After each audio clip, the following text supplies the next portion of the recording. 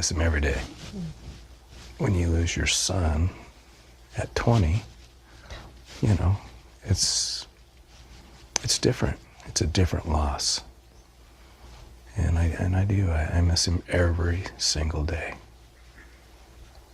And I always will. On November 13, 2022, a killer crept into a college house in Moscow, Idaho, gripping a large knife. While 4 young friends slept, he stabbed Kaylee, Maddie, Xana, and Ethan to death in a bloody rampage. Kaylee was trapped, Xana was awake, and their home became a slaughterhouse. Who was this monster, and why did he choose them? Join us as we uncover this story, and if you're new here, don't forget to like and subscribe. In the quiet college town of Moscow, Idaho, where the biggest worries were usually midterms and football games, a horrific crime shattered the peace on November 13, 2022. For young University of Idaho students, Kaylee Goncalves, Madison Mogen, Xana Kernodle, and Ethan Chapin, were found brutally stabbed to death in an off-campus house at 1122 King Road. Their lives, full of promise and dreams, were stolen in a single night, leaving a community in shock and a nation desperate for answers. Who were these vibrant young people? What made them so special? And what led to the tragedy that would haunt Moscow forever? Kaylee Goncalves, 21, was a senior at the University of Idaho, just weeks away from graduating with a degree in general studies and a focus on marketing. She was a bright spark, outgoing, ambitious, and always ready for the next adventure. Growing up in Rathdrum, Idaho, Kaylee was close to her parents, Steve and Christy, and her siblings, who described her as the heart of their family. She loved to travel, sharing photos of her trips on social media, her smile lighting up every frame. Kaylee had big plans. She'd landed a marketing job in Austin, Texas, and was ready to take on the world. But her closest bond was with her childhood best friend, Madison Mogen. They were inseparable, roommates at the King Road house, sharing secrets and dreams. Little did anyone know, Kaylee's final moments would reveal a chilling detail: she was trapped during the attack, cornered with no way out. What happened in those terrifying moments? Maddie Mogen, also 21, was Kaylee's other half. A senior marketing major, Maddie was known for her warm heart and contagious smile that could brighten any room. She and Kaylee grew up together in Coeur d'Alene, Idaho, their friendship a constant through school dances and late-night talks. Maddie worked at the Mad Greek, a local restaurant, where her kindness won over coworkers and customers alike. Her mother, Cara, and stepfather, Scott, were her biggest cheerleaders, proud of the hard-working young woman she'd become. Maddie was in a relationship and loved hanging out with her roommates, soaking up the fun of college life. That night, she was at the King Road house, a place she often called home. But why was she there at the exact moment danger struck? Xana Kernodle, 20, was a junior studying marketing and a proud member of the Pi Beta Phi sorority. Hailing from Post Falls, Idaho, Xana was the definition of bubbly. Always full of energy, with a passion for fitness and a knack for making friends. She worked at a local coffee shop, where her cheerful personality made her a favorite. Xana lived at the King Road house with 2 other roommates who, by some twist of fate, survived that night. She was deeply in love with Ethan Chapin, her boyfriend, and the two were inseparable. Just hours before the tragedy, Xana had been out with Ethan, laughing and dancing at a sorority formal. She was awake when the killer struck, having just received a DoorDash delivery. Did she see something that night? The answer would haunt her family, especially her father, Jeff, who vowed to seek justice. Ethan Chapin, 20, was a freshman with a big heart and an even bigger future. Studying recreation, sport, and tourism management, Ethan came from Conway, Washington, where he grew up as a triplet alongside his siblings, Hunter and Maisie, who also attended the University of Idaho. A member of the Sigma Chi fraternity, Ethan was athletic, kind, and always ready to lend a hand. He was at the King Road house that night because of Xana, his girlfriend, who he'd spent the evening with at her sorority event. His siblings later shared memories of their last night together, a bittersweet moment filled with laughter. Ethan wasn't a resident of the house, but he was there when the unthinkable happened. What brought him to that exact place at that exact time? The King Road house was more than just a rental, it was a hub of college life. Kaylee and Maddie shared it as roommates, while Xana lived there full-time with two other women who survived the attack. Ethan, though not a resident, was a regular visitor because of his relationship with Xana. The three-story house, with its 6 bedrooms, was a place for late-night study sessions, parties, and shared dreams. These 4 friends were connected by their love for each other and the University of Idaho, a small campus in a town of 25,000 that hadn't seen a murder since 2015. They were young, full of hope, and living their best lives. But that night, something sinister entered their world. What turned their safe haven into a crime scene that would shock the nation? November 12, 2022, started like any other Saturday. Kaylee and Maddie hit up the Corner Club, a popular local bar in Moscow, Idaho. They danced, laughed, and soaked in the energy of a typical college night.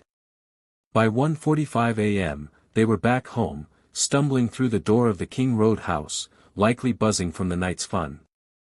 What they didn't know was that time was running out.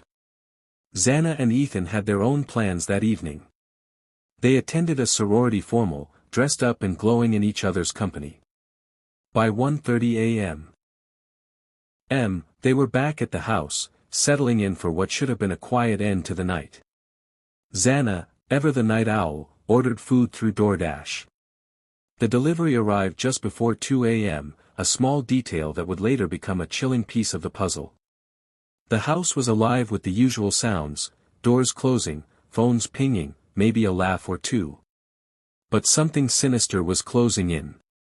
Bethany and Dylan were home too, safe in their rooms, unaware of the horror about to unfold. The group's night was ordinary, even mundane, friends coming and going, winding down after a lively evening. Phone records, surveillance footage, and witness accounts would later confirm these moments, painting a vivid picture of a typical college Saturday. But in a matter of hours, everything would change. The laughter would stop. The house would fall silent. And 4 lives would be stolen in the dark. Between 3 a.m. and 4 a.m., while the town slept, a killer slipped into the house. They likely entered through a sliding glass door on the 2nd floor. Armed with a large fixed-blade knife, the attacker struck with ruthless precision. The assault was fast, brutal, and merciless. Each victim, Kaylee, Maddie, Xana, and Ethan, was stabbed multiple times, their bodies left bloodied on the 2nd and 3rd floors. The walls and floors bore the scars of the attack, soaked in blood that told a story of unrelenting violence. Who could commit such a savage act? And why? Downstairs, on the 1st floor, roommates Bethany Funk and Dylan Mortensen slept soundly. Oblivious to the chaos above, they heard nothing, no screams, no struggle. The attack was over almost as quickly as it began, leaving the house eerily quiet.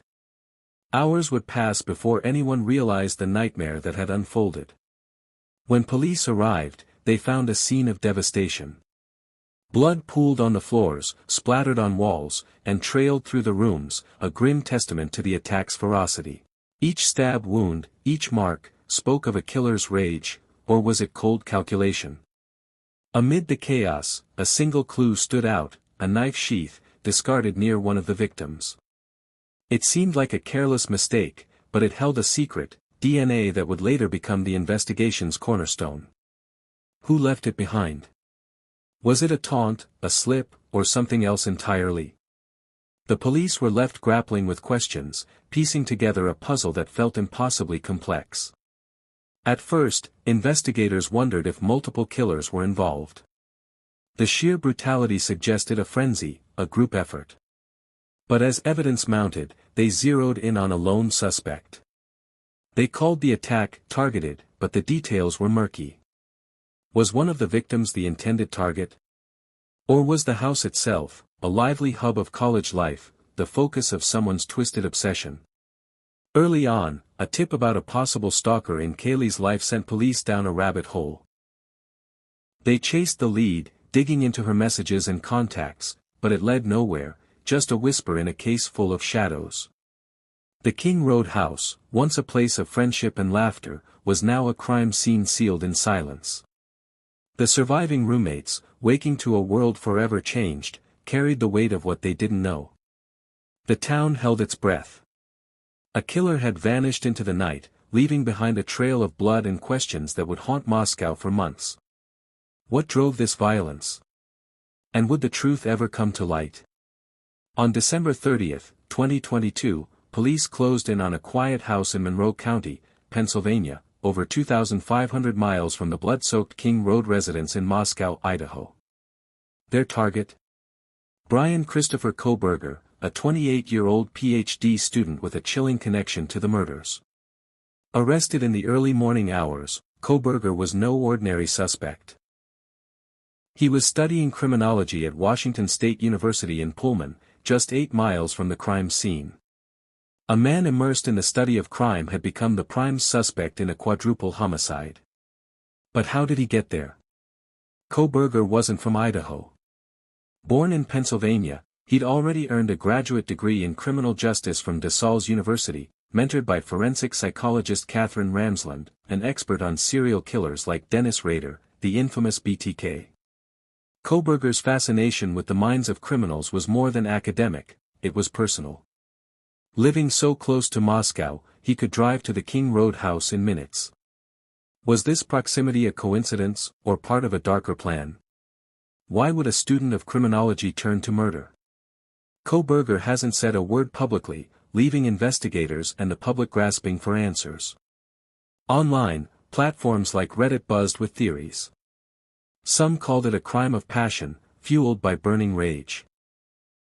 Others painted Kohberger as a disturbed loner, craving control or twisted gratification through violence. One chilling idea suggested his fragile ego snapped, perhaps triggered by rejection or the sting of social isolation. But these were just guesses, whispers in the dark. The truth remained locked in Kohberger's silence. What drove a man who studied crime to commit one so brutal? After the murders, Kohberger didn't flee. He returned to his Pullman apartment, just across the state line, as if nothing had happened. He took a selfie.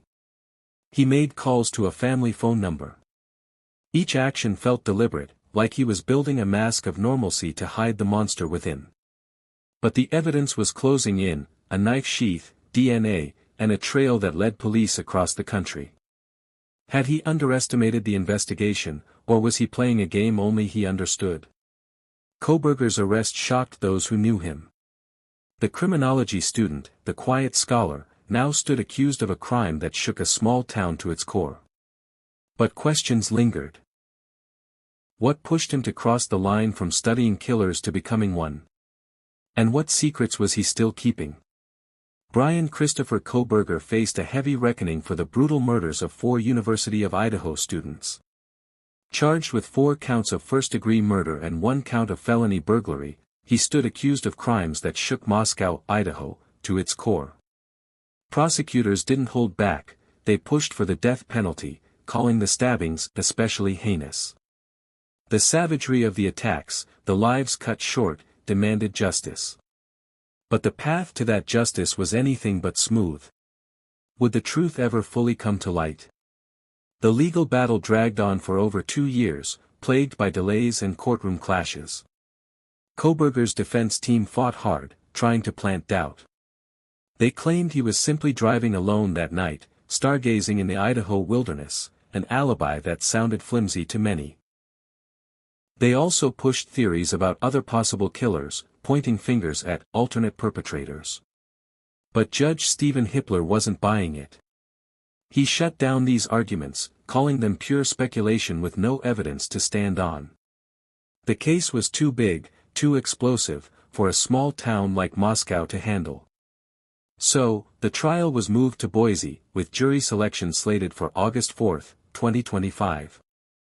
Everyone braced for a grueling courtroom showdown. But then, everything changed. On June 30, 2025, a bombshell dropped. Kohberger, the man who'd insisted on his innocence for months, agreed to plead guilty to all charges. In a deal struck with prosecutors, he'd avoid the death penalty and instead face 4 consecutive life sentences for the murders, plus 10 years for the burglary. The plea was formalized on July 2, 2025, in a Boise courtroom, just weeks before the trial was set to begin.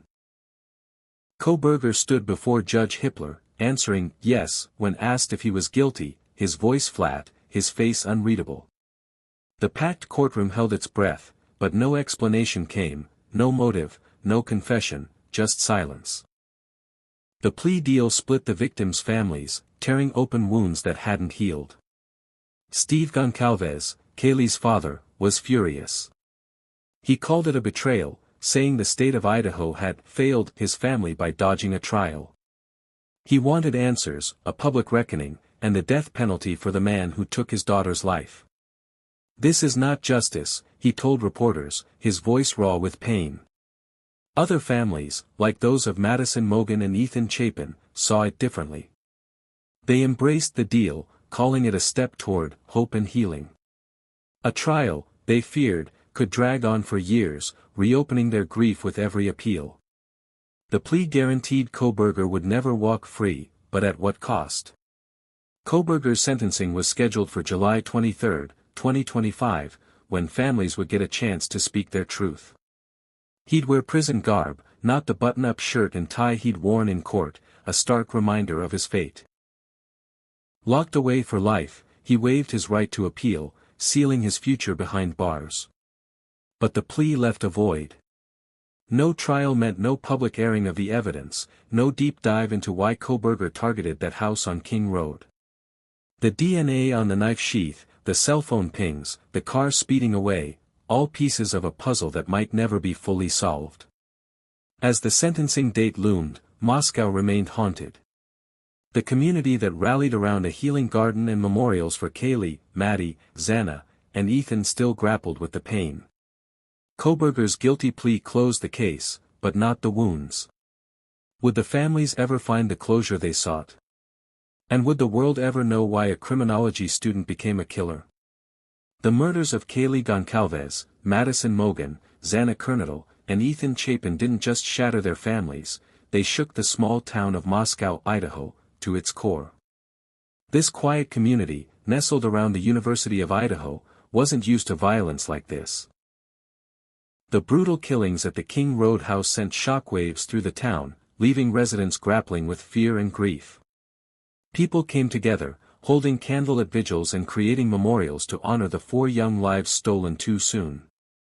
Flowers, photos, and heartfelt notes piled up outside the house, a painful reminder of the laughter that once filled it. Bryan Kohberger's guilty plea on July 2, 2025, locked him away for life, but it didn't answer the question that haunted everyone: why? The investigation, fueled by a DNA match on a knife sheath, cell phone data, and grainy surveillance footage, proved the power of forensic science. Yet, it also showed how messy a high-profile case can get, with delays, media storms, and endless speculation. Moscow and the University of Idaho are still finding their way forward. The memorials, ribbons tied to trees, a garden blooming in the victims' names, stand as quiet tributes. The Idaho4's memory endures, a bittersweet reminder of life's fragility and the power of love to outlast even the darkest tragedy. But will the full truth of that night ever be known?